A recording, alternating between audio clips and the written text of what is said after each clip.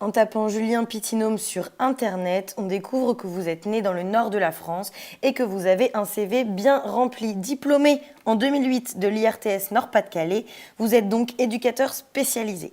De 2009 à 2010, vous êtes chef de service d'un centre d'hébergement d'urgence et de soins pour toxicomanes.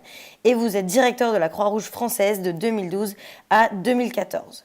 Mais c'est dès 2012 donc que vous vous orientez vers la presse puisque vous fondez le collectif Œil, Our Eye is Life, avec d'autres journalistes et que vous reprenez le magazine Fumigène dans lequel vous faites du photo-reportage. Depuis, vous vivez entre Lille et Paris, multipliez les clichés et les engagements, comme plus récemment pour la revue État d'urgence, aux côtés d'autres photos-reporters comme vous, ou la condition publique de Roubaix, où vous coordonnez le Labo 148, une agence de production de contenu journalistique alternatif. En tapant Lucas Roxo sur Internet, on découvre que vous êtes originaire de banlieue parisienne. Vos grands-parents maternels sont portugais et arrivent en France en 1972. Vous êtes fier de votre histoire familiale et la revendiquez. Ainsi, vous vous passionnez rapidement pour les problématiques urbaines et la question de l'immigration. En 2013, vous êtes diplômé de l'ESJ Lille et vous réalisez La Marche d'après, un documentaire qui évoque l'héritage de la Marche des Beurs de 1982. En 2014, vous réalisez une série de documentaires radiophoniques sur les 40 ans de la Révolution portugaise et vous couvrez les manifestations qui secouent le Brésil pendant la Coupe du Monde.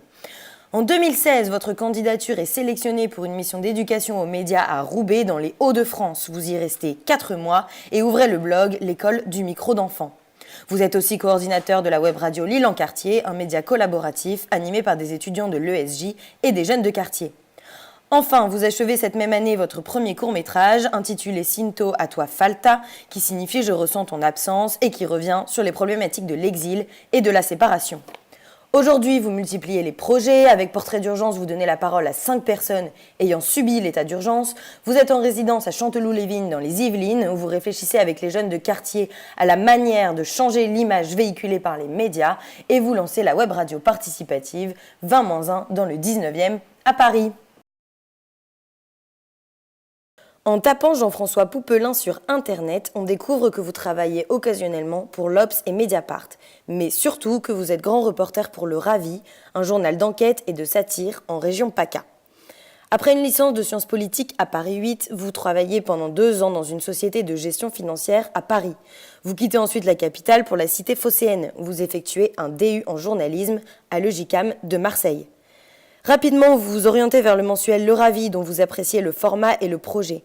Vous travaillez à la mise en place du projet ESSI, désormais connu sous le nom de Quartier Libre, qui intervient dans les quartiers populaires en présentant des ateliers de sensibilisation à la presse. Vous travaillez conjointement avec Médias de Méditerranée pour créer la première web radio marseillaise, BAD 13 TV.